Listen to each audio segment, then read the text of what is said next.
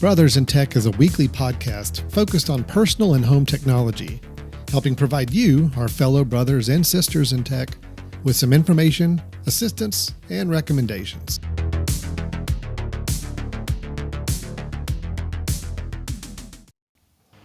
Hi, everybody. Welcome to Brothers in Tech here on the Mesh.tv podcast network. And I am Alan Jackson. With me is Brian Jackson. Brian, how are you doing? Good, Alan. Doing good as usual. Very happy to be here. Yeah, happy to see you again. It's been, a week. So that's it is our time for catching up. Yeah, it's our time for catching up. We like talking some technology, and while we're at it, it's some good brotherly time we spend together anyway. This brotherly is love. Brothers in Tech. Brian and I get together every week, and we talk technology, really focused on technology for the home, family, personal use, day-to-day technology, as opposed to anything corporate, enterprise. We're not doing a lot of prediction work here. We're not doing a lot of futuristic work. We're talking about stuff, tangible, day-to-day technology that we find and use and try to get better at to improve our lives. At least that's my take on it anyway, Brian. So yeah, well, that's most importantly, we're getting better, right? We're helping ourselves. Could really, as we dig into it, it really doesn't matter, does it? You and I get to play with tech and talk to tech, and if it helps someone else, wonderful. That's even a bonus. Even if we have even if we had no listeners, this is probably still what we would be doing every week anyway. So might as well turn on the spigot and just see if anybody else wants to join us for these conversations. Let it flow. So Brian, you and I have been pretty unabashedly. We have no problem saying that we are definitely more Apple Mac guys than we are anything else. We have dedicated some episodes to talking about very Apple Mac specific things in the past. So I realize that that's not going to be for everybody who listens. Not everybody listening is a Mac user or has an iPhone or has a Apple product of some sort.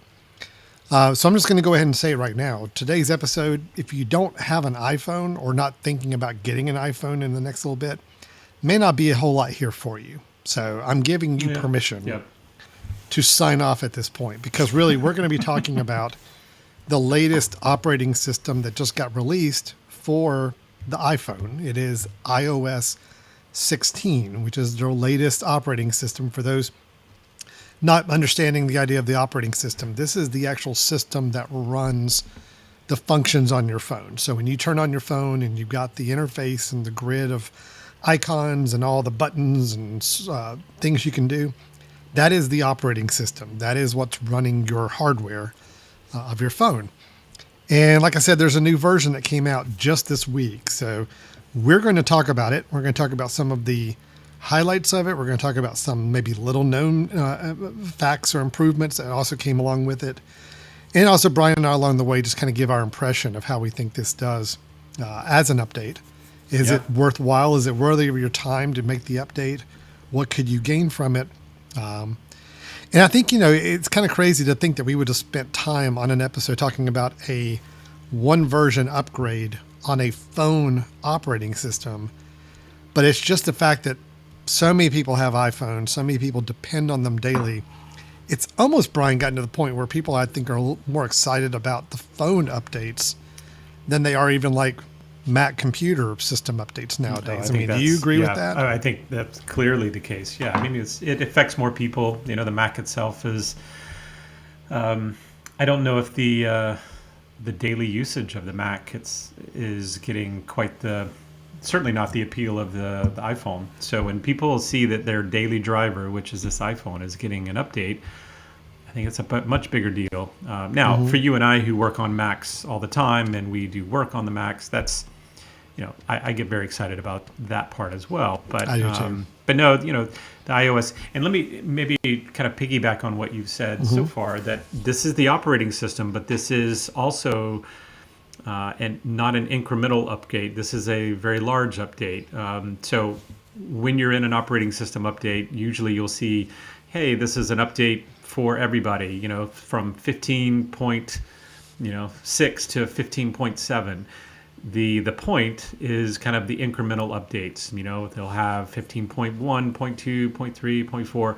When it jumps to a new number, so 16, they're assuming that now this is no longer just minor fixes for the 15. This is now a new version. There's something new here, right? There's a new structure. There's something changing that makes this significantly different than the last one. You and I kind of took the leap, right? It came out on Monday or Tuesday? Yesterday. Monday. Yeah, Monday. No. Okay. So it was Monday.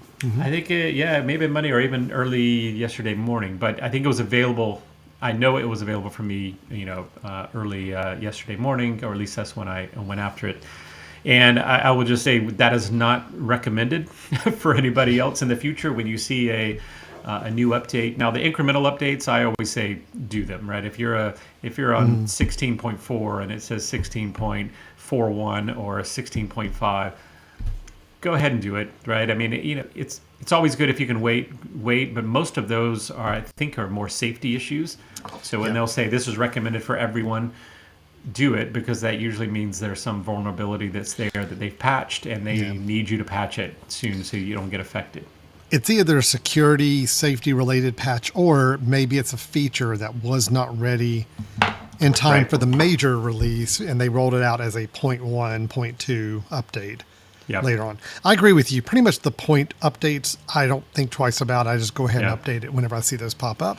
Yeah, because they do say, if you don't keep your phone up to date system wise on definitely those security patches, new exploits are coming out all the time, and it's very easy to get prey on your phone if your phone is not up to date. But this is a whole new version, whole new system version. It is not required. You do not have to update your phone if you don't want to. It's going to prompt you and ask you. And you may be very happy with the way your phone's operating right now, and you're comfortable, and you don't want to shake things up. You're not going to be penalized, other than there are going to be some new features and things that you're not going to be able to take advantage of. But you don't lose anything. Nothing is taken away from you. Nothing changes in the way your phone operates right now. So Brian and I pretty much jump in head first when these things come out. We probably should have waited a few days or a week just to see if any reports came out of any show-stopping issues. I remember there's been some major updates in the past where, people did updates, and within 24, 48 hours, you're seeing posts all over online. It's like, don't do it. My phone got bricked, which means it's unresponsive. It can't turn on or do anything after updating, or something else went crazy. So Wi-Fi doesn't work, or can't go with the network at all. There's always some issues. Always some. Now the good news with Apple, and the same as with Google, Microsoft, I mean, they're big companies. If there is a real show-stopping issue with one of these major releases, probably within a week, you're going to have an update pushed out that's going to fix some of those problems. But again, a week without a phone operating the way you want it to may not be desirable. So again, if you're not in a rush, you like what you hear on this update that we're going to talk about, you can wait a week or two and make sure there's no major issues that pop up, and go ahead and do it. Or if you're like us and you just want to throw caution to the wind and just hit the update button and see what happens. I will do updates on my phone and on my iPad. I will not do updates quickly on my Mac, because my Mac is my work computer. If something went wrong with it, I'm dead in the water for a while, and I can't handle that. The phone, I can probably do okay for a couple of days if I had to without it working right. And definitely the iPad. That's more of a luxury fun item than anything for me. So, But, on that note, though, for most people, I think the phone is their lifeline. Sure. That is their big thing. And I'm not the normal. If the phone is your baby, and this is how you communicate, not just with text, I know that would be the case, but if this is your main line of getting work done or communicating with people, then by all means don't don't do it. I suggest wait till the first update. You might see 16 point. Alan, did they do point 0.1 or did they do point 1? They do both. So Okay. typically the point 1, point 2, point 3 are normal adding some features or adding some enhancements. The 16.0.1, like going out another decimal place, Correcting is things, right? typically fixes like security fixes or patches or other things like that. Bugs. So, Yep. yeah. Yep. So maybe that's a good rule of thumb. At least wait till the first one, which usually comes, as you said, in about a week, and you'll see that at least has corrected some of the major issues that people may have come about. But I will say on that note, I haven't had any issues so far. Maybe I should be. Where's the knocking on wood? some I have an but, entire yeah. wood desk here. I'm Yep. knocking on Yeah, it. No I issues have after no major issues. Yeah. about 36 hours for me. I think I've had it, and Yep. no problems yet. Yeah. So let's so talk far, so about what good.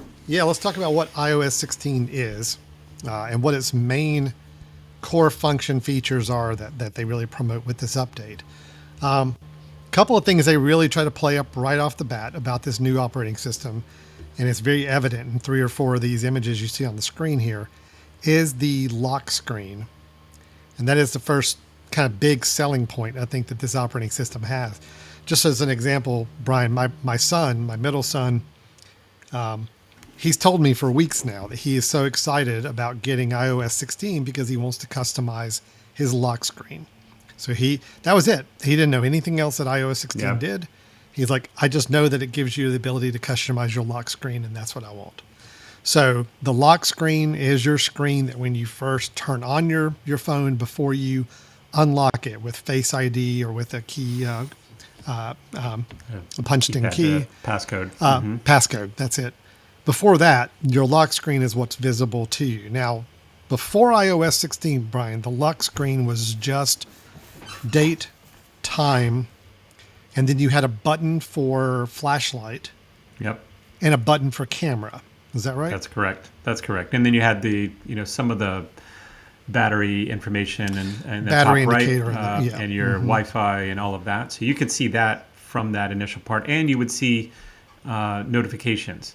Notifications would be there if you had it set up that way. So, if you walk over to your phone and you tap it just to wake it up, but you're not unlocking it yet, you were limited in those things. That's what you were going to see. And of course, you could change your wallpaper. So when I hear people say customize lock screen, we're talking customize with information, not just customize with picture. Because pictures, you've always been to do that, but You could the always put a idea picture of on there. Having customized information, that's the new deal, and that's a big So deal. I think that's a big deal. Why don't we, Brian, can we pull up yours? Sure. Yeah. Okay. Let's pull up your lock screen. Let's just kind of talk through kind of what happens when you are now able to customize your lock screen. Okay. Cool. So we see Yeah. Brian's lock screen here on his phone. Well, and I think maybe an important note here is, let's do this, Alan. So this is my lock screen, as you said, and notice what happens right there when the clouds went dark. This is another thing I love about what Apple has done with this lock screen is that it's taking your pictures and trying to understand where certain borders are of things.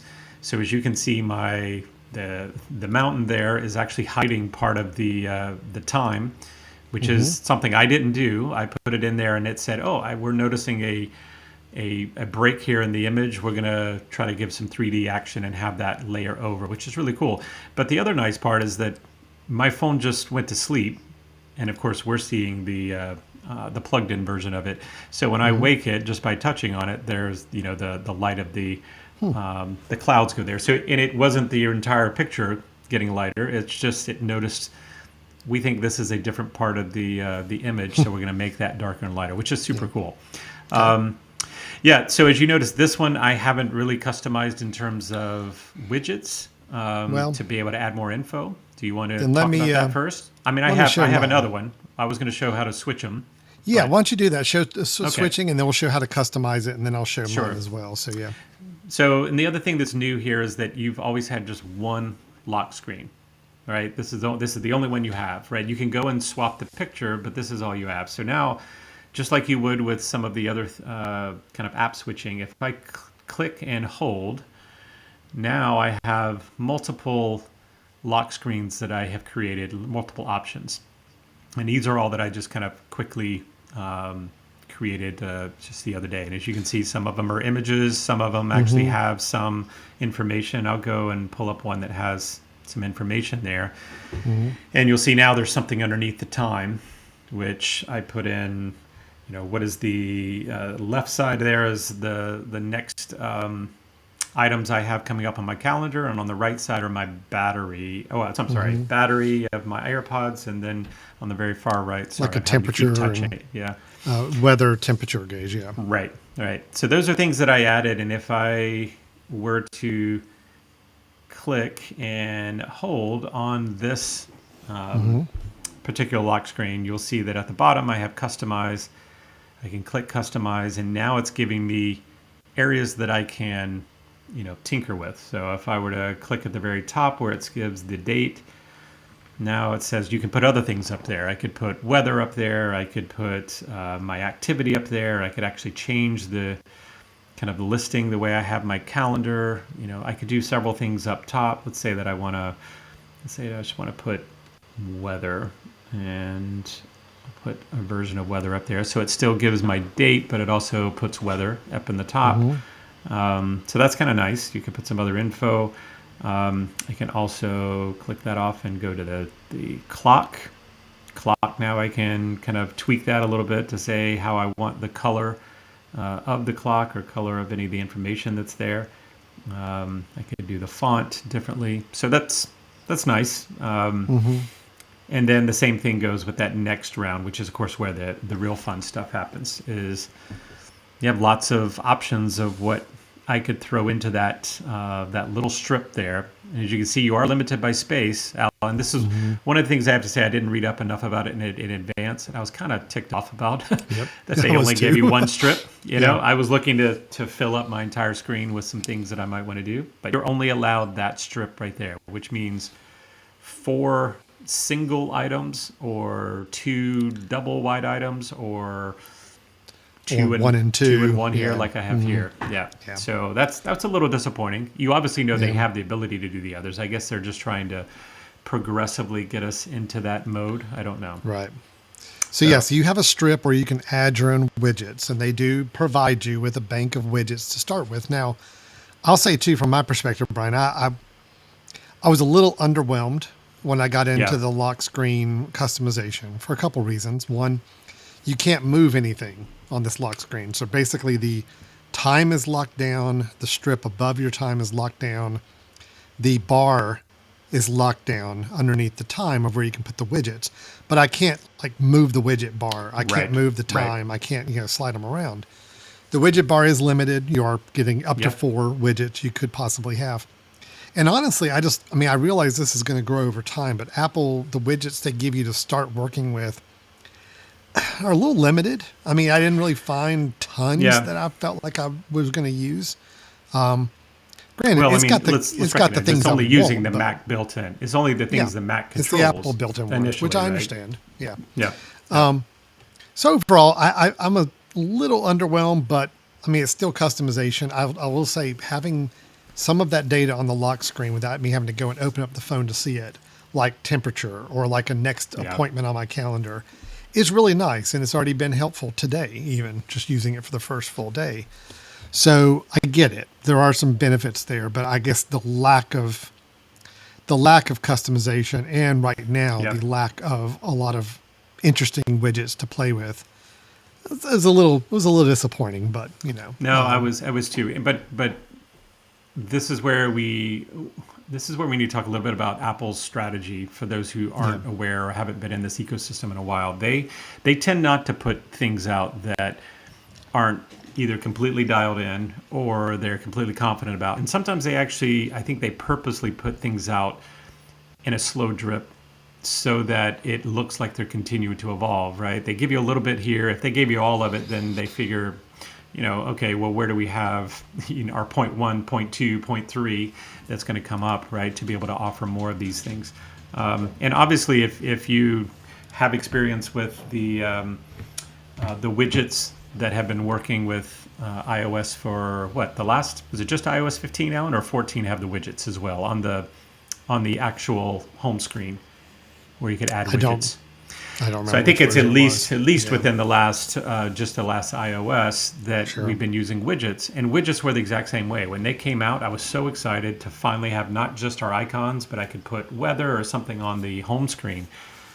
But the very first time it came out, you were so limited in what you could do. But that was because the developers were just now getting a hold of it. They're starting to put things out. So this will grow, and maybe that's what they want. Maybe they don't want you realizing that they don't even have enough widgets for you to fill up much more than this right now. And they want you to be itching for new widget spacing with you got your new apps that are going to start building those. So Yeah.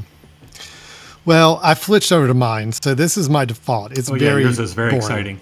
It's terribly Yeah. exciting. I Really really exciting. didn't want anything too flashy on my home screen, but I do like. I mean, I've got my calendar item, upcoming next calendar above my time.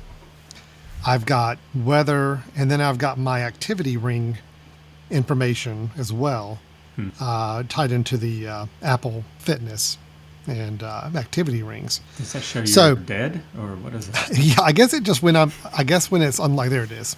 Okay. All right. It's close to dead anyway, Brian. I did not get any exercise in today, so it's at minute 0 for exercise no matter what. So that's, let me go back to the log. So, mine's pretty simple because I didn't really want a lot of flashy stuff on there, but I like having some of that information handy. Let me go ahead and show if I were to go and do my switching. I did create another one, and this I'm only putting up because, again, I'm trying to troll my children Yeah. to see if any of Yeah. them are watching the show or listening. They're not watching. Because now this is a photo of all three of them much, much younger back in the day.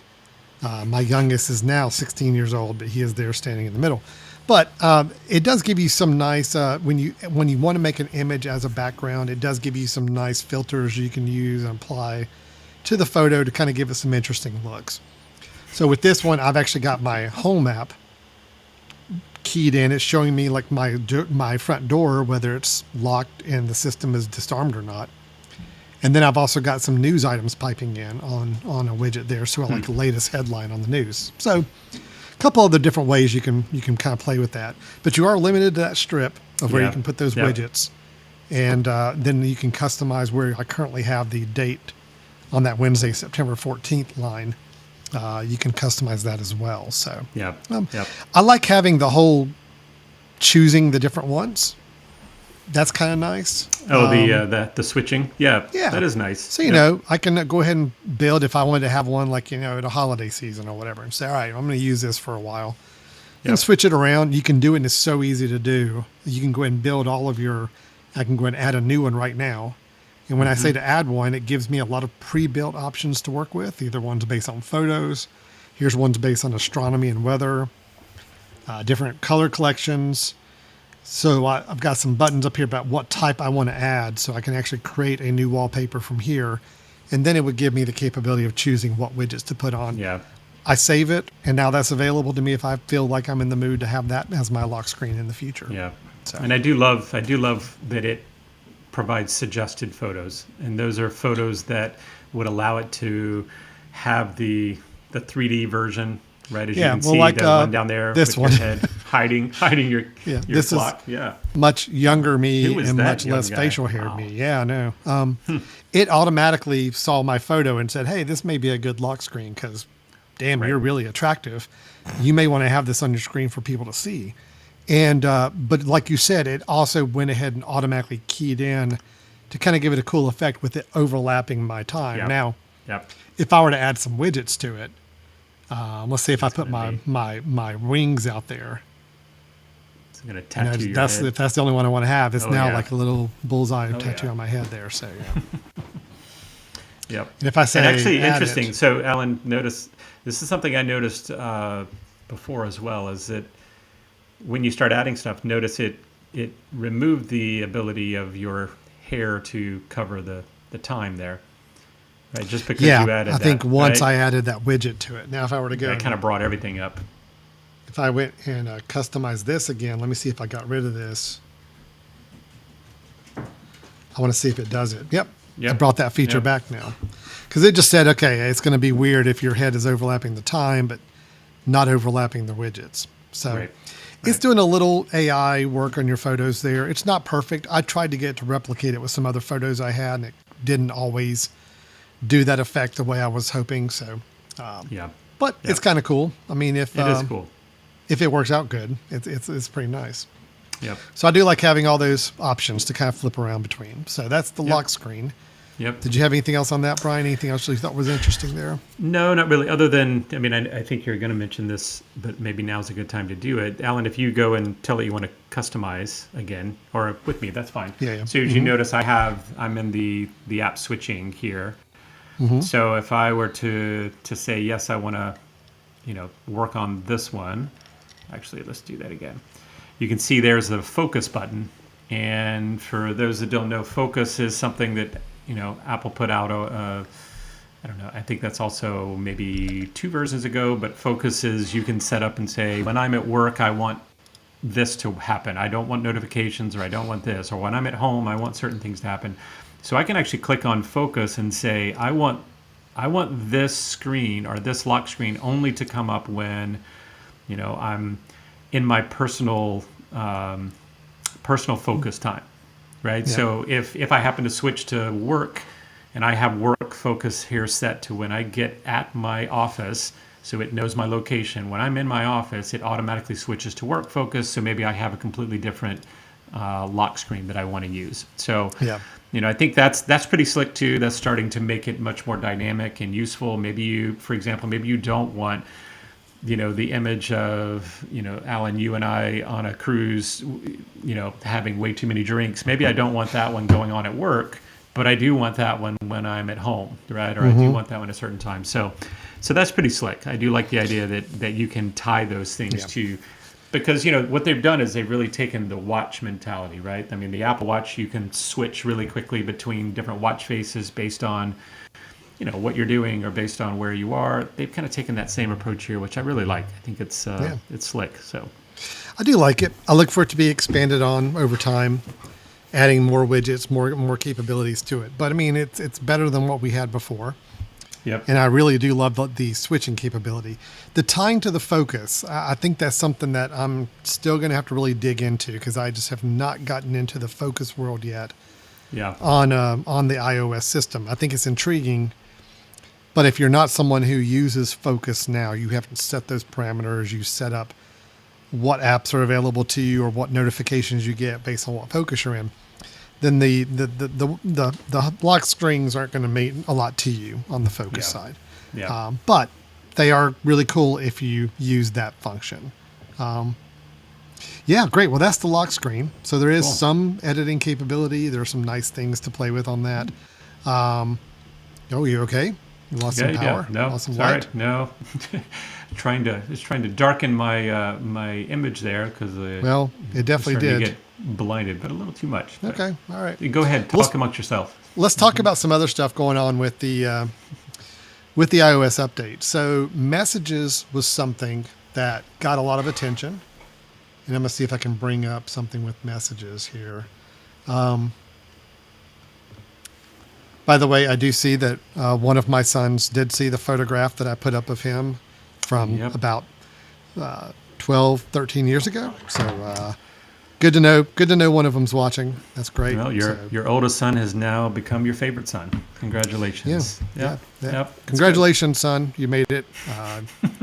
You moved up the list. You can lord that over the other two now. So let me go ahead and share my screen here again. I want to tell you a little bit about what we're doing as far as the messages go. All right.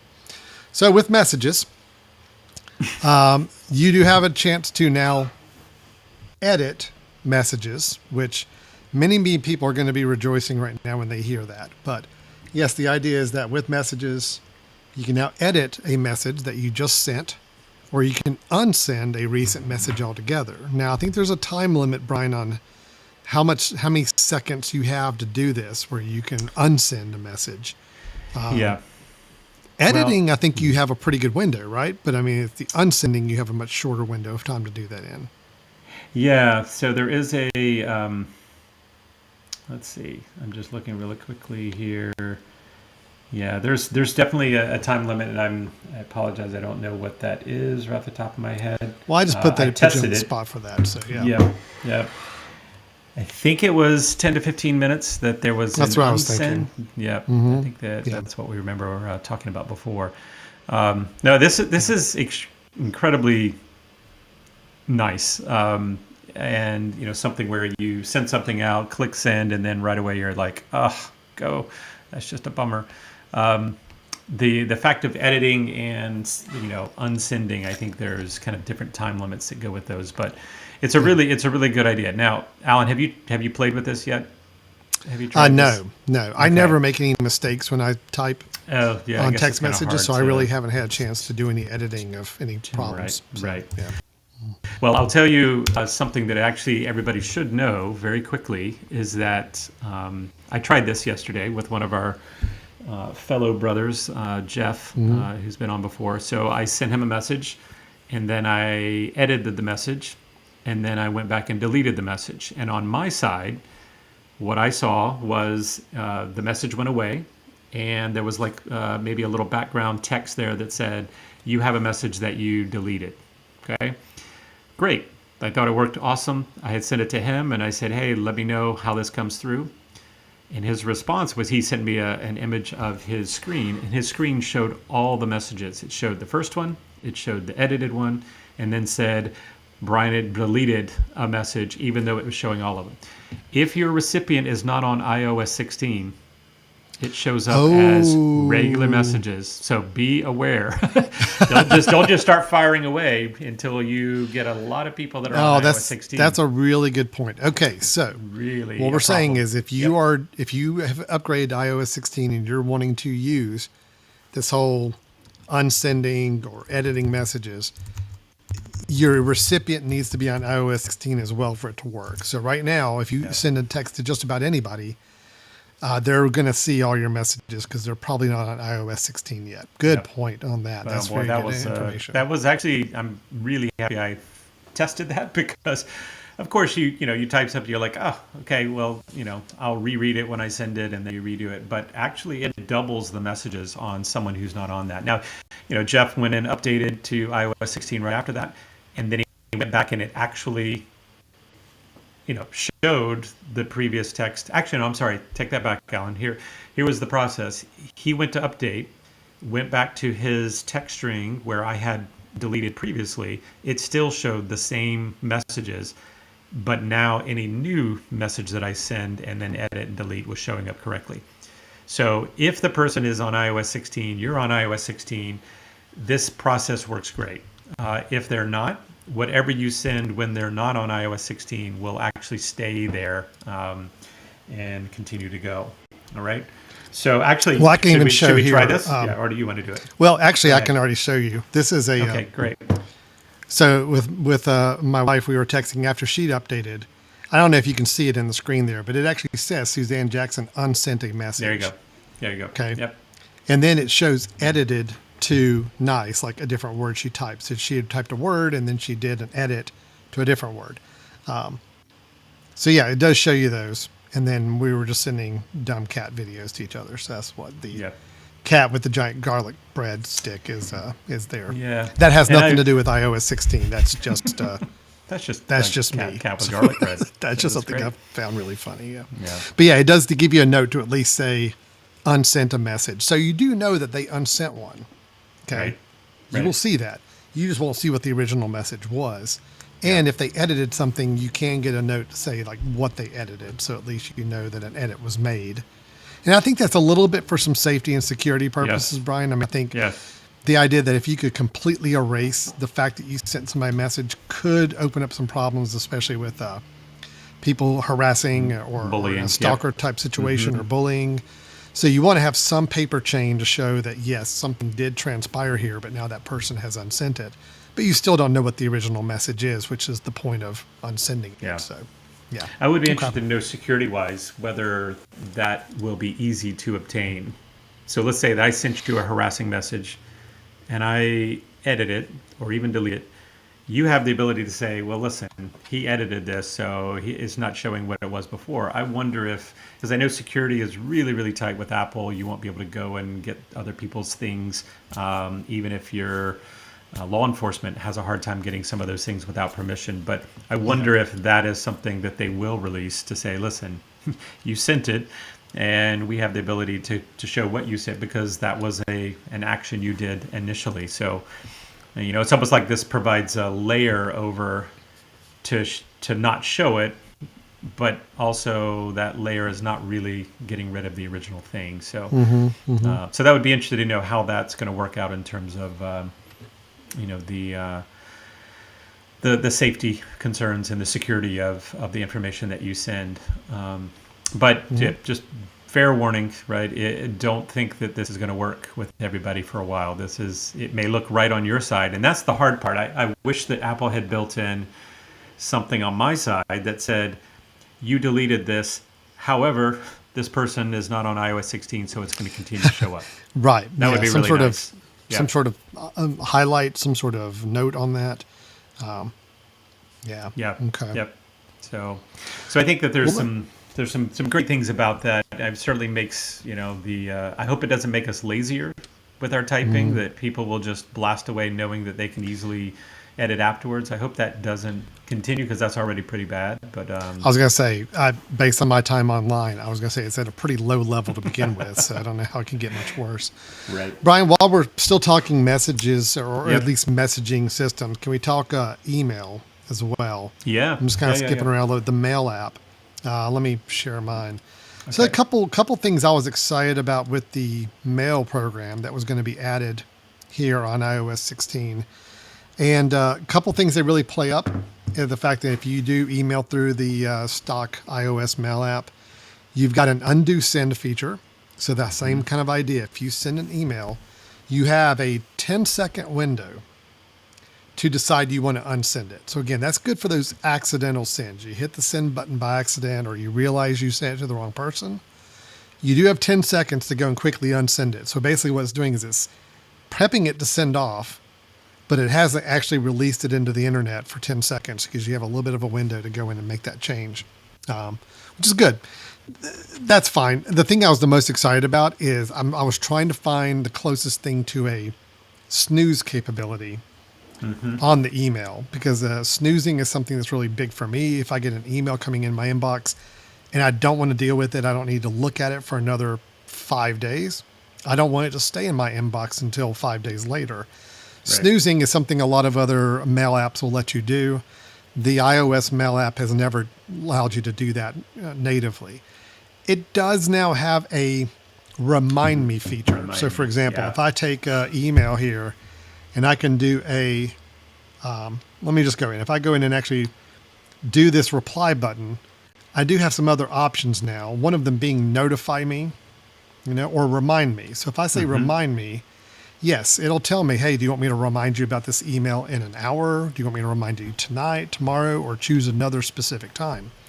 Now, here's the thing. It doesn't do exactly what I wanted it to do, which is I wanted it to then make it disappear from the inbox until it's time to remind me. And then it comes back to the top of my inbox. Instead, what it does is it does bring it back up further up in your inbox, but it stays in your inbox even if you're in the remind me phase. Supposedly, Brian, this is an adjustment, a change they made before they released this final version. In previous betas, the emails were actually hidden when you told it to remind you later. It took your email, hid it, and then didn't bring it back in your inbox until the date and time you told it. Now, it leaves it in your inbox. It just highlights it and has a little remind me tag on it and brings it up, I think, higher in your inbox when it's time to remind you. Okay. Not exactly what I wanted. Little different. I think that's kind of a major fail, honestly. Yeah. But I was just looking to see whether you could get creative and do a filter of your inbox only showing those that were not flagged to be reminded, right? That would be kind of the way around it. It's just have your inbox only showing those that weren't going to be reminded yet, and then come back in when they're new again. But you can't do that. I'm only seeing the filter VIP only sent today, mail attachments. So yeah, there's not, although flagged. Is it flagged? Is flagged is that what it does when they're saying reminder? Is it a version of flagging? I don't think it's a version of the No. flags that Okay. we're used So to. you can't just say show me not flagged, right? Yeah. That wouldn't be the case. But no, I think that's a major loss. I think that's a fail by them. I think if they would have done that, I could see why they didn't. They probably want people to get used to it, and then they'll come back later and say, just so you didn't freak out, because you weren't seeing things. Now we're gonna hide maybe. them. I Yeah, don't or know. at least provide a filter, right? It'd be nice if your inbox had a filter to say, I only want to see the things that are not in the queue to be reminded later. Only when they're actually coming back. Maybe we'll get there soon. I still Yeah. on my Mac I use Mail Butler to do kind of my Mac as a plug-in to the Mac OS 10 Mail. Unfortunately, I can't do that same functionality on the iPhone, so it's a little frustrating to me. I was kind of holding out hope for this feature, and really my decision whether I keep using the stock iOS app, Mail app, as my default mail program, and now I'm a little wavering on it. I'm trying to decide what I want to do. So it's a little disappointing. Otherwise, on the Mail app, the only other things that were kind of, you can get notified if there's a missing attachment. In other words, if you send an email saying, hey, attached is da-da-da, and you send, it can actually notify you and be like, oh, hey, you said you were going to send an attachment, but you didn't send one. So that's kinda, pretty cool. Yeah. Same thing if somebody sends you one. I think it gives the same kind of notification. Hey, they said there's an attachment, but we don't see one. So it gives you a notification about that. Yeah, that's neat. Which is kind of nice. But that's Alan, really let about me- it on the Mail app. It's just some different reminder options and ways to Yeah. kind of trigger some of the emails to kind of be a little more front and center for you to see. Yeah, you did mention this already, but there is a unsend. But what I didn't realize is that in the settings for Mail, you can actually change that unsend time. So right now it's set to 10 seconds, but you can actually turn it to 20 or 30 seconds to give yourself a So you little could go up to extra on 30 every seconds. email. Yep. So 30 seconds is the max. So Well- that's a feature.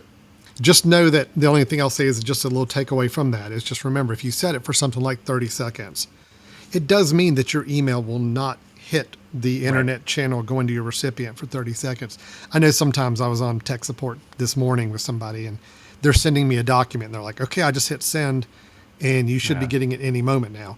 If there was a 30-second delay, I just need to be aware that 30 seconds are going to go by before there's any chance of that email even coming out to me at all. So just be aware of that. But again, I think for people who are a little more accident prone on sending out erroneous emails, you may want to give yourself that 30-second window just to make absolutely sure. And that's fine. So I also, Alan, did a quick check, what we talked about earlier, the editing a message in messages. You can edit a message up to 5 times. Mm-hmm. Okay, so it only lets you a max of editing one message 5 different times. Mm-hmm. And then you have 15 minutes to edit the text. So you got 15 minutes. Now to unsend... 15 minutes to edit. Edit. Unsend, you only have 2 minutes. So you have 2 minutes to unsend, you have 15 minutes to edit. So if I were to put into Alan here, you're the worst brother ever, and then I say, oh gosh, of course I want to edit that, and I want to say you are almost the worst brother ever. Good. Yeah. It's comforting. So That's then I, of course, clicked edit. I clicked OK. And then, Alan, I don't know if you can pull that up to see on your end what it's showing up like. So right there, that was, I see that it does highlight it that it was edited. Okay. But I see the edited version. It popped up almost instantaneously, Brian, when I saw that you were editing it on your side. It really did happen almost instantaneously. But I have the little tag underneath it that says edited, so at least I know. So if you click on edited, Alan, does it do anything? Aha. Oh, yeah, it does. It shows me the original version. Yeah. So there we go. There was our answer to the earlier issue of bullying. So you will see a change. You can actually see this is just cleaning up someone's inbox to make it sure they see the right thing. But you can still click, and I was just looking over here. I can do the same thing on my side. I can click edited. Okay, good. I see the previous one as well as this one, and it's just highlighted differently. So So that's that great. is good. That is overall a good thing, I think, for safety security purposes. It's nice to have a kind of that trail of Yep. dialogue and communication. Yeah, that's there. really So really slick. good. Yep. Okay. Let's talk maps. Ooh, Let's talk maps. maps. Okay, I'm going to pull up my Maps app Okay. here.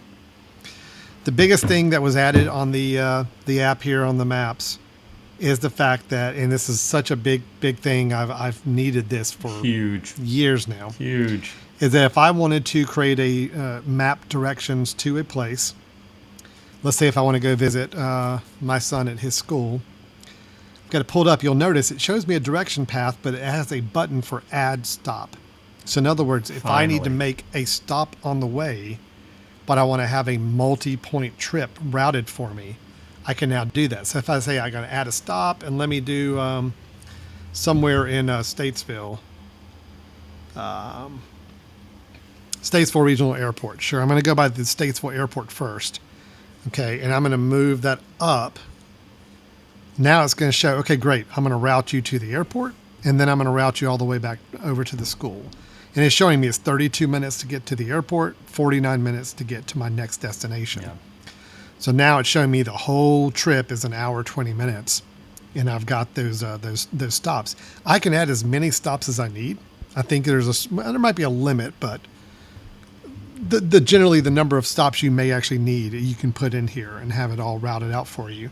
You can change the order of those stops if there's somewhere you want to go first, and then even if you're having to backtrack and go somewhere else, you can put all that in place, which is nice. Yeah. Alan, can you click go, because I want to see. I haven't tested this yet, but does it give you the amount of time to your first stop? Because that's what Google does. It says next stop. Yep. There Next you go. stop is Good. 9:19. I would get there.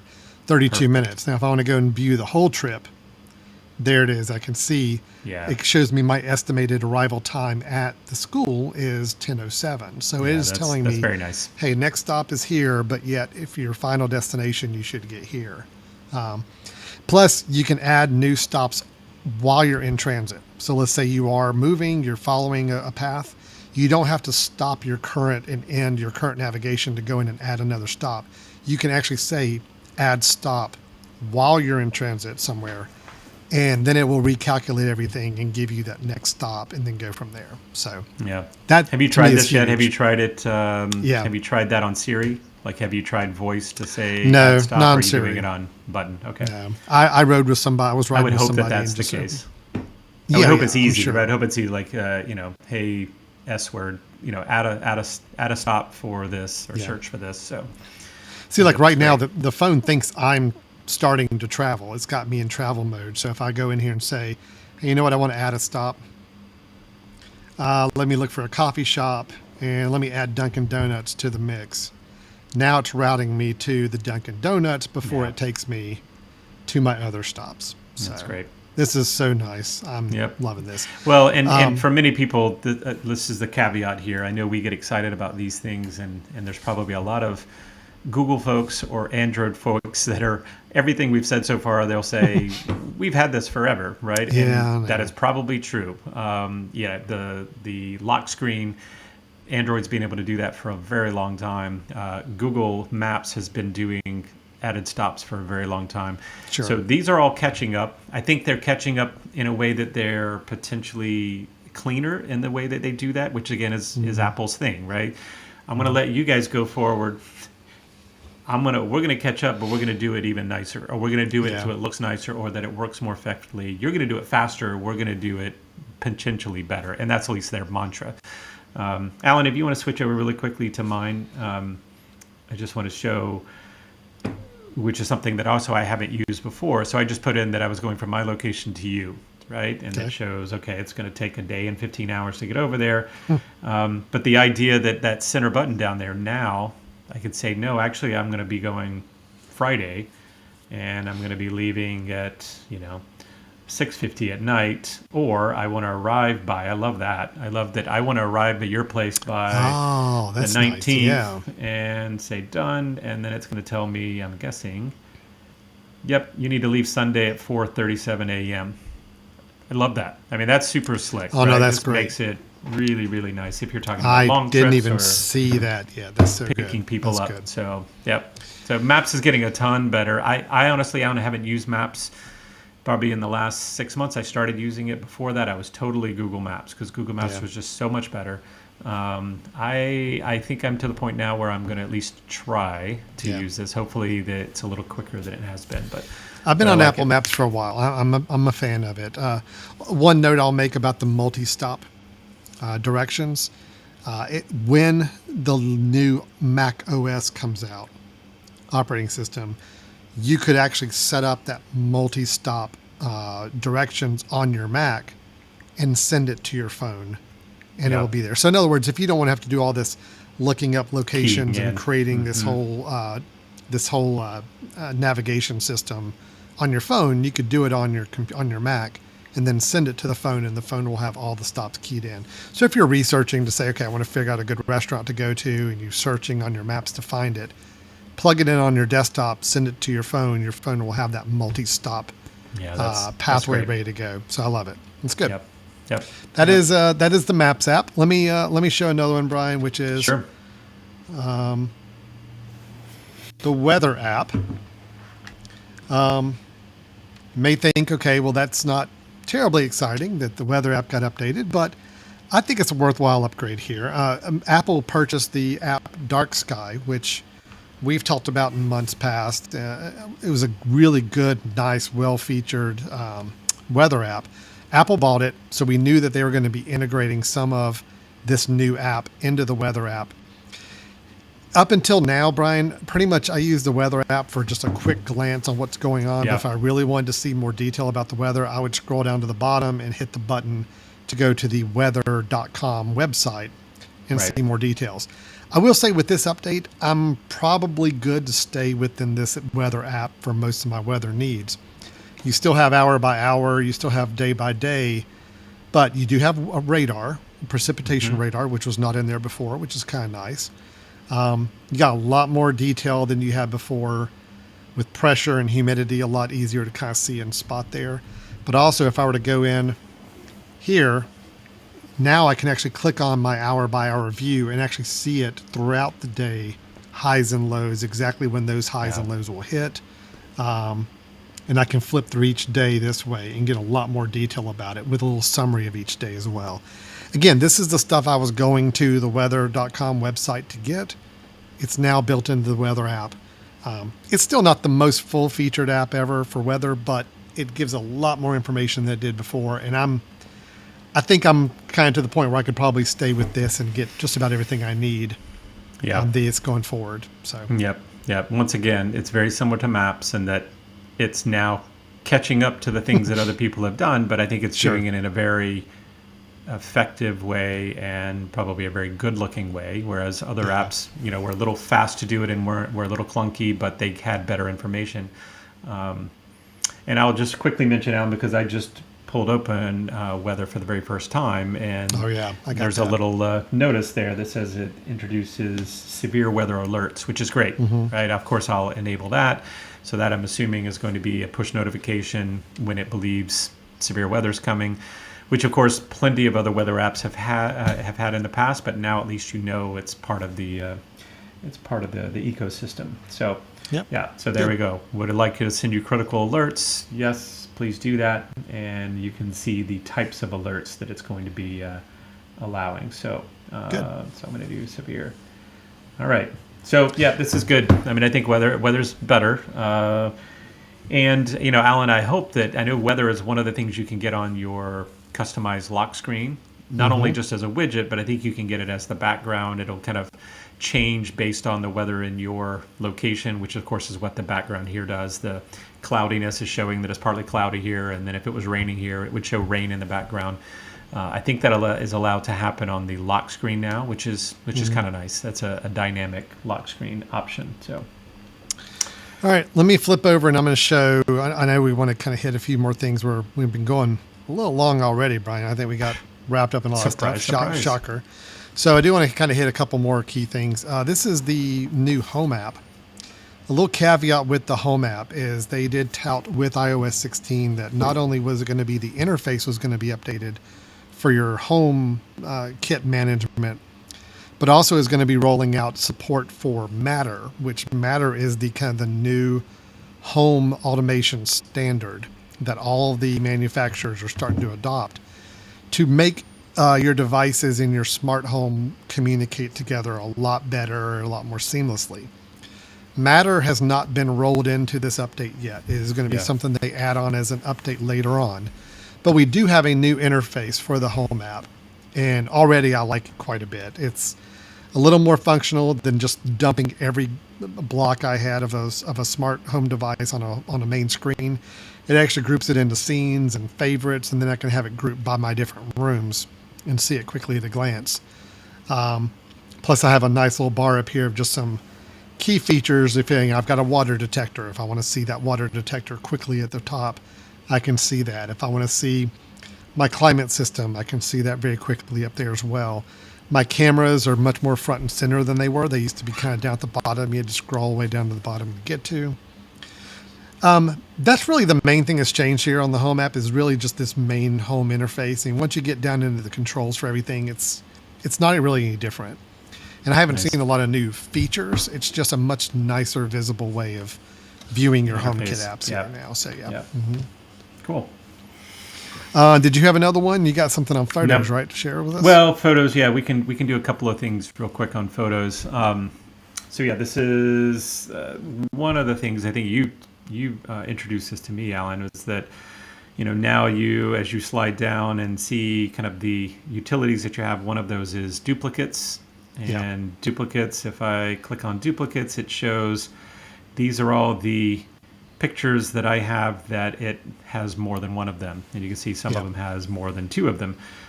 So this is really slick. It kind of calls attention. We used to have separate apps that we would download just to go and dig through and find duplicates like contacts and all of that. But with each one of these, so that second one, if I said, I actually only need one of those, I can click the merge button. And it's going to say, yes, it's going to merge them. And Alan, you introduced me to this to say it's going to keep the better of the two. If there's a difference, it'll keep the better of the two. And of course, now it's no longer a duplicate. There's only one of them. So that's pretty helpful. It's doing, I think, a much better job of starting to kind of sort through. I have to say, Photos is now catching up once again. This is kind of the theme, right? All of these things have been around a while, but they're catching up and doing it really in a great way. I've used Google Photos forever, and the search features in Google Photos were so good and so effective. But now you're starting to be able to do the same thing: search for people more effectively, search for items, search for locations. So the need for Google Photos is becoming a little less. But what they're trying to do is getting everybody back into their ecosystem fully and realize that they don't have to go elsewhere for too many things. So, and they're doing a pretty good job. So. Yeah, that's great. The duplicates are the big thing that you've got now. Finding duplicates and easier management of those. I got rid of, Brian, over 1,000 duplicates. Oh my gosh. Yeah. 1,000 duplicates on my phone, which is crazy. But it was there, and they found them, and I pulled the trigger and said, "Yep, get rid of all of them." And I hope that was not a bug on a new operating system, and it really trashed a bunch of really good photos. I don't know. Yeah. The one thing with the Photos app, I will say that they were supposed to roll out with iOS 16, but once again have kind of delayed it, is a iCloud shared photo library that you could use with your family. Now, you may be saying, I think we can already do that now. Well, you can, but you can have a shared photo library right now, but you have to designate who you want to share it with, and then they all have to go in and add things to it manually to say, I want to add a photo I took to the shared library to share with these other friends. What the iCloud shared photo library is going to do is it basically anybody who's in your family, like for example, you all have real-time updates to see, like if you want to have photos go automatically to this shared library that you share with your family, you basically are creating a separate library. Like right now, your photo app is giving you one library that's yours. Everything you take a photo of goes into that one library, and you have to go in and manually choose if there's ones you want to share with others. This will actually create a second library that you have shared with your family or other close friends. And then you can say when you take a photo, I want it to go into one of those two libraries or going to both libraries if you want to. So it becomes a lot more automatic that you can actually have a shared family photo library, Yeah. which is just Yeah. kills me right now that we don't have that. That's really tough. Yeah. I've got, 5 members in my family on my iCloud family, and I don't have an easy way to just automatically share some family photos we take with everybody in that family without having to go and manually set that up to do it. So Yeah. I was really looking forward to that. Disappointed. Yep, I was too. It's a later update, but it is coming. It'll be one of those 0.1, 0.2 updates here before too long. They do. So Yeah, and just to add on that, I don't know if I know they delayed this as well, but I don't know if it's going to be even further delay. But the original plan of this, Alan, was if I went with, say, 4 friends and we go on a hike and we all have our phone with us and we're all in each other's contacts as friends, and I start taking pictures on this hike, that there's supposed to be an automatic kind of, hey, by the way, so-and-so and so-and-so and so-and-so are close by. Do you want to go ahead and share these pictures with them? Because, they're going to want to see pictures from this hike, and you should be able to have the opportunity of doing this auto share, even if they're not in a family, but you're close to someone when Close enough you to go each to you other. go to a wedding and there's 5 other people that are taking the same pictures, then we should all be able to automatically, really quickly kind of put those together. So I think some good things are coming with photos. I agree. Alan, we didn't talk about notifications, and we have a listener here that seems to have seems to have some concerns with it. Notifications on the bottom suck. yeah. Cheyenne, Let's explain what thank you let's for explain what we're bringing talking that up. about. Yeah. Let's explain what we're talking about there. Can you let me Yeah, go to let the me lock see. screen, or unless you want to do it, I think because I know what they're talking about and I can understand. I don't So know if you I, wanna Brian, were to let me send you a text message Yep. real quick. Yep. Okay. do that. So here you go. So I just sent you a text message. It should pop up on your notifications there. There we Yep, go. there it is. And you're right. It is at the bottom of the screen. So Yep. this is a good and bad situation. Mm-hmm. I will say it's not going to be everybody's favorite that they're at the bottom now. It is one of those things I wish you had options to say whether I want them to be at the top or middle or bottom. I think you do. I could be wrong Oh, here, but let's wait a go minute. over to. Hold on. Let's go over here real quick. Okay. Hold tight, everybody. Go ahead, There may be please a talk chance. amongst yourself. Talk amongst yourself. 'Cause Well, I the thing think- is, I did see the that it was a little notifications. problematic. I personally like them being. So yeah, I see you can Okay, stack them across the list. bottom. You can list them on the bottom or count them on the bottom, but you can't change if they're at the them coming bottom from or the top of the right. screen. Yeah. Well, and of course, this is based on the widgets, right? But I would say if you're concerned like I was when I started seeing really they had been shrunk down and stacked and actually layered on top of each other, right? So we've had the whole stacking piece for a while. If you send me 4 messages and they're all messages, it kind of says, hey, you have several messages, and then you also have news, you have this. But if you're not a fan of, waking your phone up and seeing all these things tucked at the bottom away, and then you have to kind of click to expose them, you might at least go to the list part, because I think that'll at least show, hey, there was a message here from this person, there was an alert from ESPN, there was this, and you don't then have to take a secondary click in order to see them. So that's a help. It's not perfect, but of course we know why this is the case, right? It is because.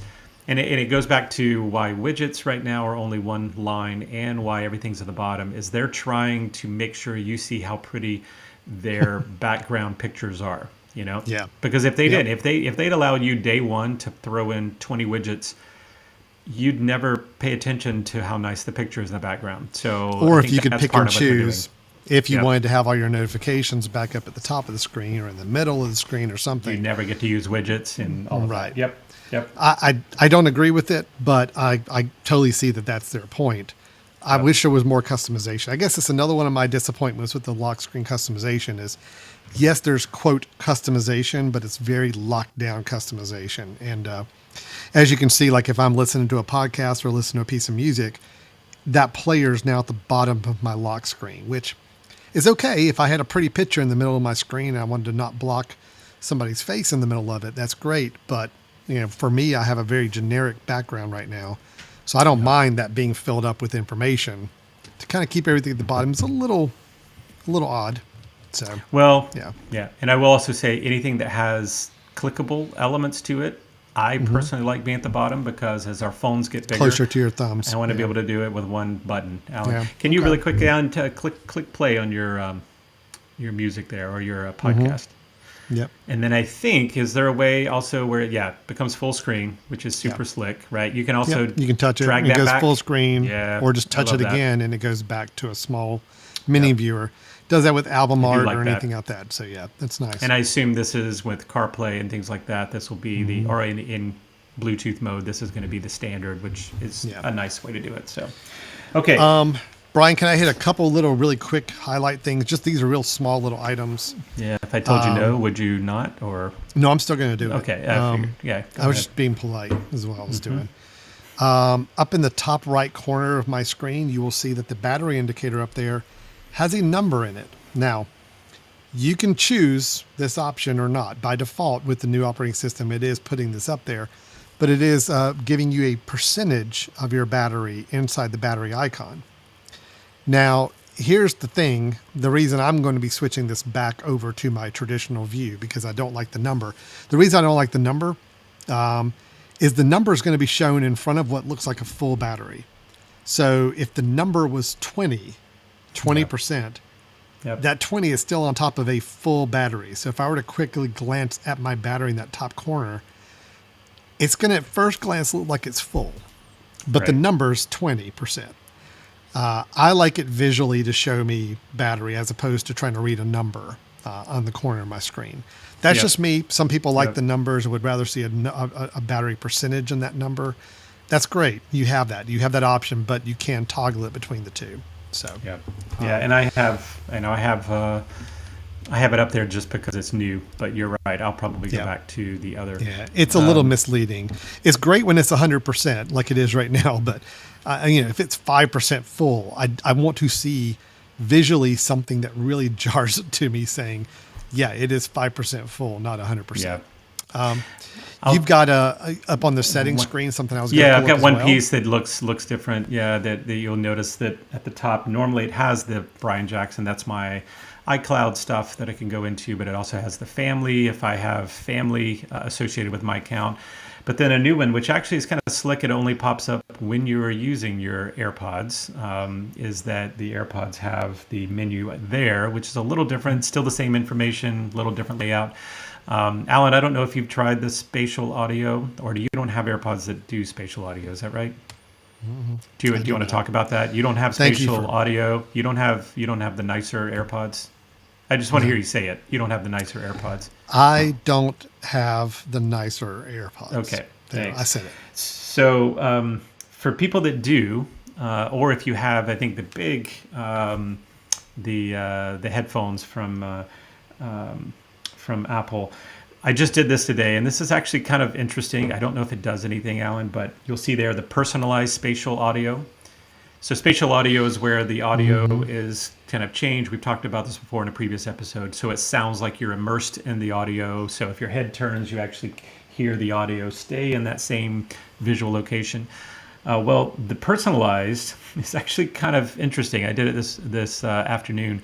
And what it does is it forces you, again, very similar to Face ID, you show it your head and you wiggle it around. You show it your ear. So you actually have it take a video of your ear and a video of the other ear. And then it says it's supposed to change your sound based on the shapes of your ears. I don't know if it's actually doing anything because honestly, all the spatial audio sounds pretty good anyway. But it's another thing that is kind of interesting. I'm assuming if someone has more open ears or something that there's going to push sound to one side versus the other, because that's of course what the AirPods are doing. So, but anyway, I just to confirm, think you that don't sounds like have the AirPods. I think it sounds like right? a- Yeah, okay. I think it sounds like a stupid feature. Well, for someone who doesn't have them, I guess that probably would feel that way. So, Yeah, it's totally pointless. I have no idea why they even included that. yeah. No, I'm actually Yeah, it's kind of pretty jealous. I slick. actually want to go out and get new AirPods now pretty just to slick. try that out. So. So I think, Brian, I think we hit most everything. Your Wi-Fi password. I've already used this twice just in the last day. It always was confounding to me that I could never, when you connect to a Wi-Fi network and you have to punch in a password, it saves your password. So every time you get on that Wi-Fi network, it connects you automatically. But if you go to look inside that Wi-Fi network to see your password, you just see the dots, and you could never see it. There's no way to see it until now. You can actually now touch the password. It will validate you with either Face ID or your passcode, but it will show you the password at that point, which is really nice. Cool. So dumb that it wasn't there before, I think, but now that it's here, I'm so happy it is. Yep, that's awesome. And then the last thing, I don't have a demo of this, thankfully so, but if your iPhone were to get very warm, it's actually going to notify you now and say, hey, by the way, we're going to stop charging, or we're going to pause charging on your phone for a little while because your temperature is really, really hot. And so it does actually pause your charging when it detects that the temperature on the phone is a little too warm. Again, a nice safety feature there. I don't want to see that, but knowing that it's there and it will pop up whenever the situation arises is nice to know. Yep. So I think that's most of the updates on iOS 6. I mean, there are some others. There's some other little things that we didn't cover. We didn't go into Safari. I think Safari's got some new tabs. Tab groupings. Tab groups. Yep. You can create a group of tabs that open up at one time and be available. We talked about focus a little bit when you were talking about the lock screen, but there are the lock screens and the home pages now that you can tie to those different focus areas if you use that.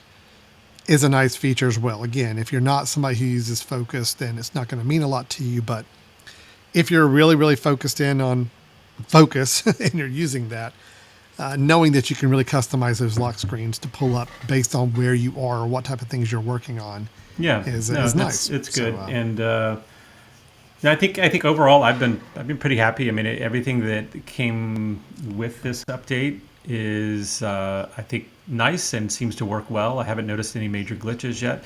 I won't be using all of them. Same here. But the fact that they're there, I can see why they're there, and I think that they will enhance the usability. Alan, I just want to mention one more thing, because we did talk about the warning that if you're sending a deleted message or edited message to someone that's not on iOS 16, just FYI, the way that looks, that I explained it to say, here's the first message, here's the second message, here's this.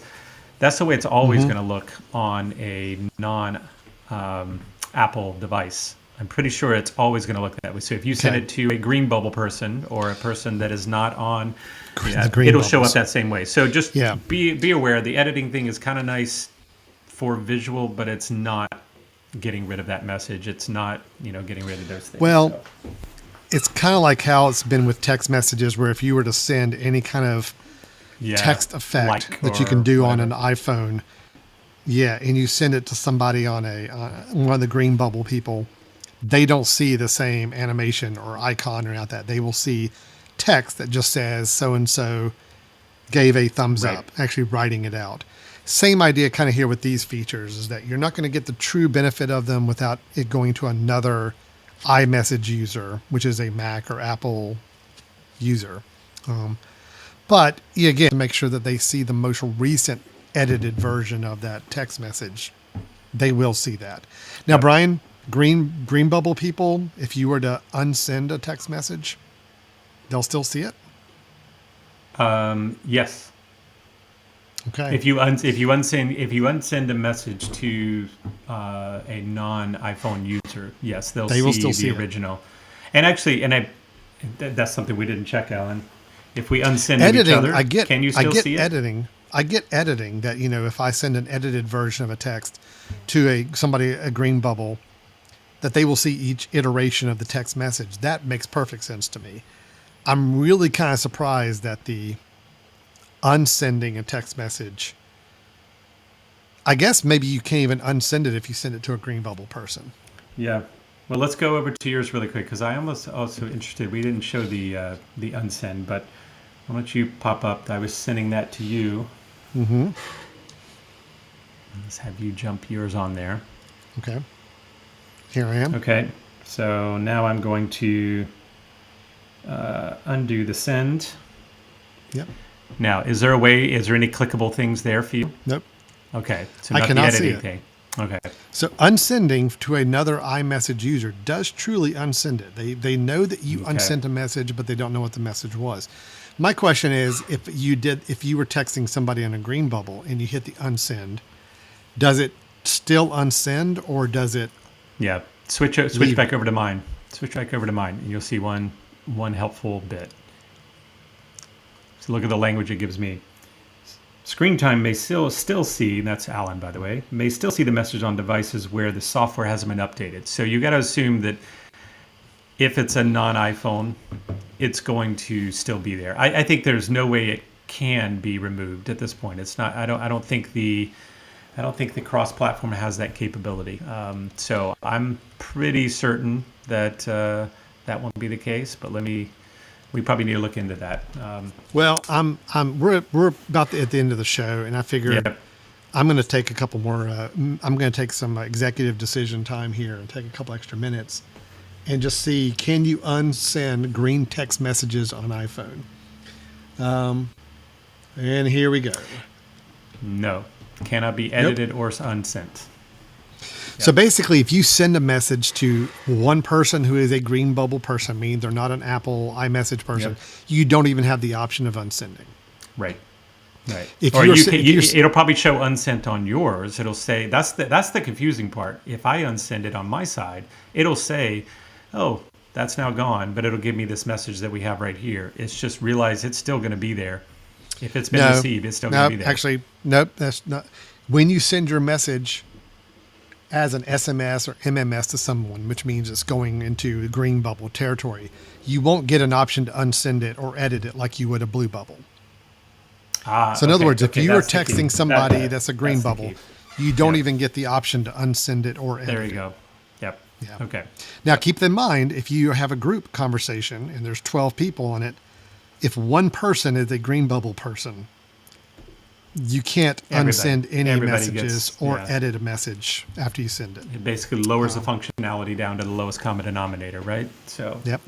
Yep. So, good important thing to keep in mind, everybody, is that if you're going to be using this unsending or editing your text messages, just it only works with other iMessage users, which is iPhone, iPad, Mac users. Yep. That's it. Yep.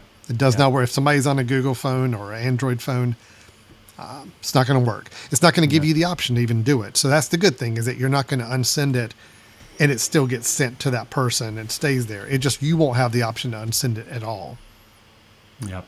And just as our friend Shane said earlier, note to self, no drunk texting, right? At least Yes. not until all of his friends are on iOS 16.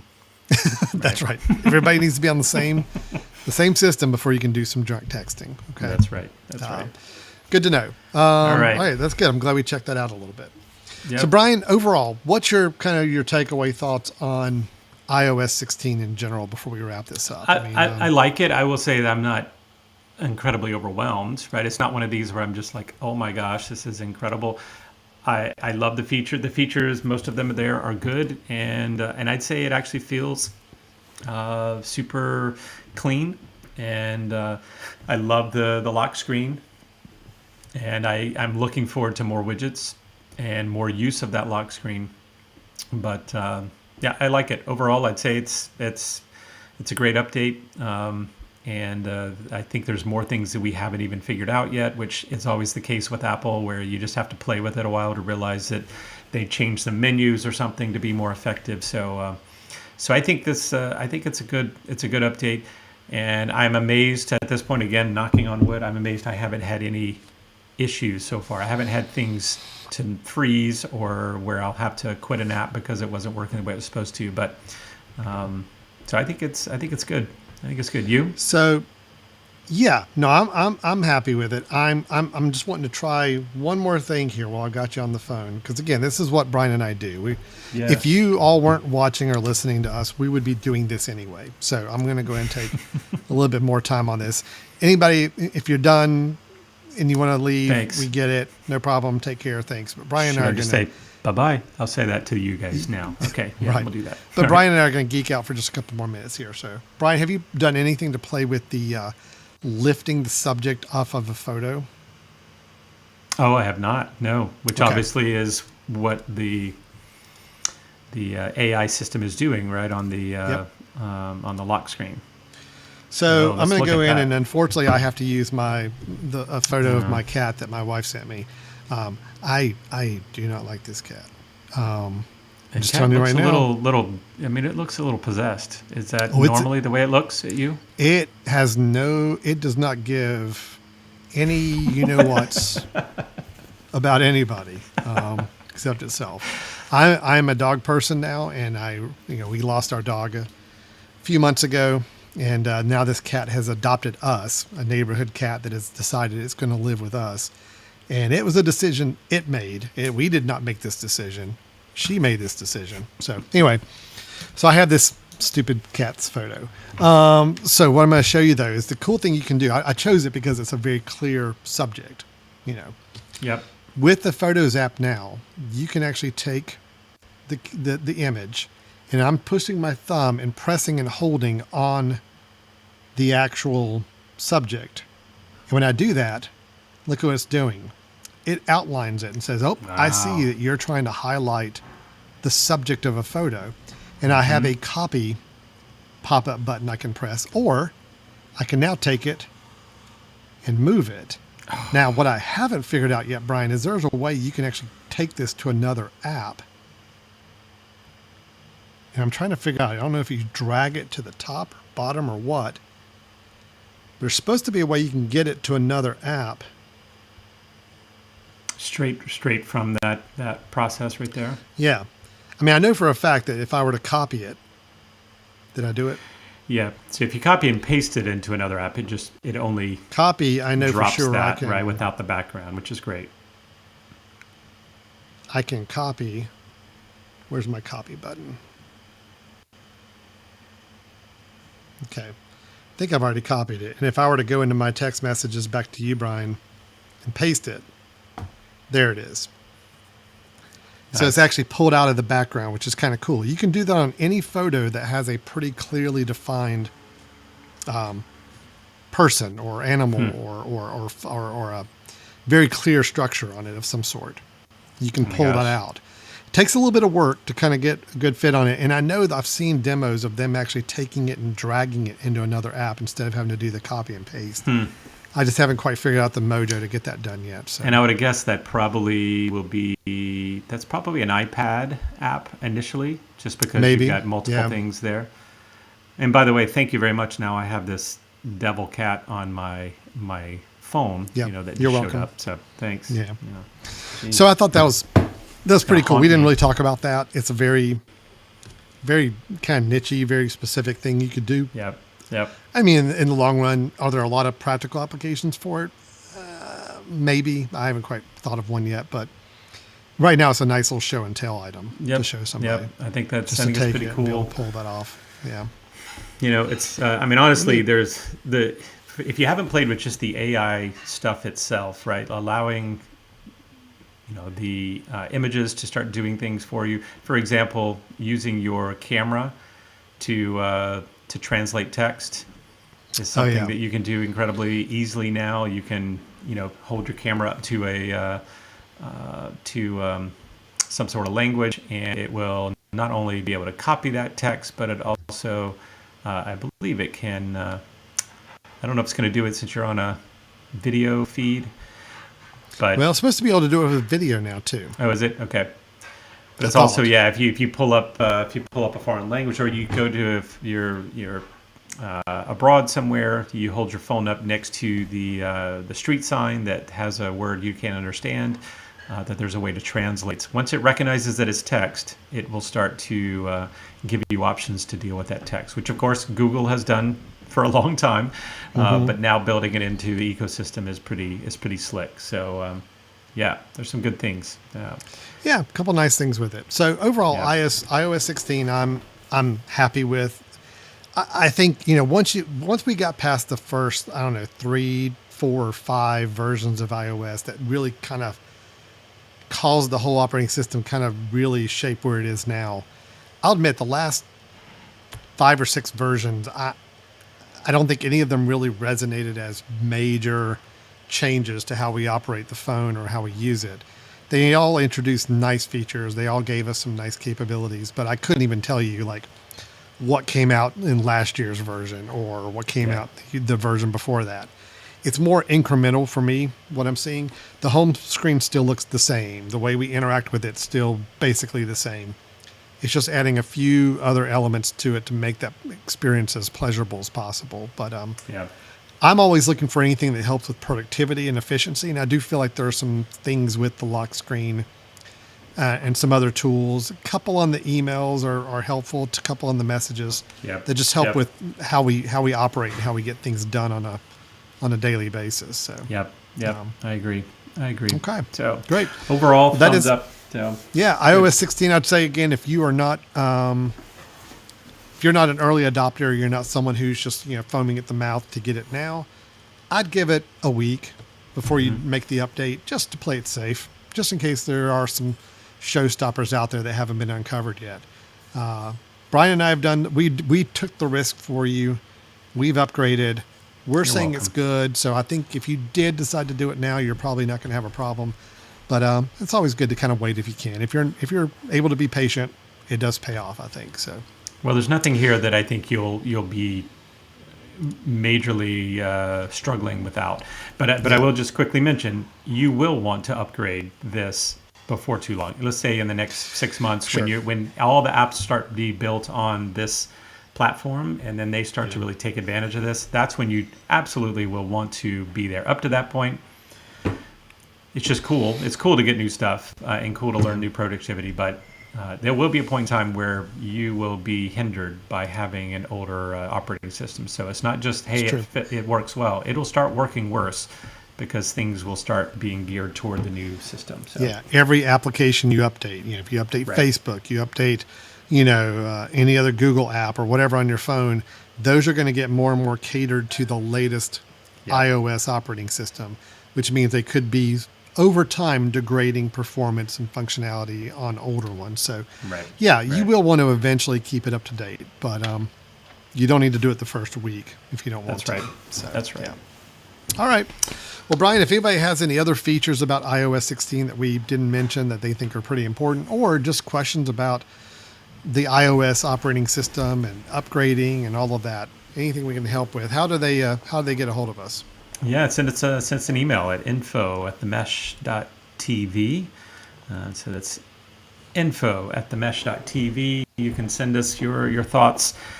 We also love hearing about future episodes. We've heard from a couple of listeners with some ideas that we're batting around right now of potential future episodes. You can also go to our website at www.brothers-in-tech.com, which will continue to evolve, but that's the place to go for previous episodes, as well as seeing some additional information about how to contact us. So, all right. So, Brian, we started something a couple episodes ago. First off, I want to credit one of my sons that did chime in on the messaging while we were recording here. So he was watching, and I appreciate that. It's great. I don't think he's watching to the end. So I'm throwing this out there. Here we go. All right. The last 2 episodes, we have kind of given out a secret word at the end. And I'm mainly doing this as a way to see if any of my 3 sons are watching this show to the end. Okay. Right. Because again, if you watch it the first 20, 30 minutes, that's great. Listen, thank you. I appreciate it. We still get the count for you listening. But, I'm just wanting to see if they actually make it to the end. 2 weeks ago, we had the code word High School Musical. That was the word you had to use and write to us if you were one of my children to let me know that you listened to the end. Last week, we used the word mimeograph, which I realized, look, that's a tricky word for some of the younger generation. They don't know what this is. But mimeograph was the secret word last week. I don't even remember how we brought it up, Brian. Oh, how did we bring up mimeograph? Fax machines, and we were talking about old technology, copy machines. Right. Yeah. Yes. Yep. So mimeograph was the word last week. This week, I'd like to introduce another word. Okay. Just that we brought up in passing. So the key word this week is devil cat. Devil cat. Devil cat. So if you are listening to the end of this show and you'd like to prove to us that you listened to the end of the show, you need to text me, send me a note. If you know me personally, text me, send me a note, whatever. That, hey, Devil cat. That's all you got to do is say that word. Devil cat. And I know that, oh, wow. We have an listen to the end. MVP listener, right? You're an MVP listener. You are- You get you are to a- Devil Cat.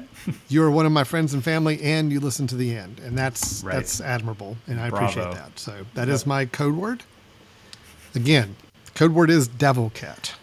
Code word is Yeah, Devil Cat. devil cat. That's the thing to say. I love That's it. All right. All right, Brian. Well, I guess we're going to wrap it up then. Thanks, everybody, for listening or watching Brothers in Tech this week. We're going to go play with our phones a little bit more and try out some new features. We'd love to hear from you if you got some ideas or thoughts for us on this or any other subject. And otherwise, we will look forward to talking to you next time we get together here on Brothers in Tech. Bye-bye. And this is where I God, play the gee, closing. Devil Cat. I'm so Devil slow Cat, on Devil this. Cat, Devil Cat, Devil Cat.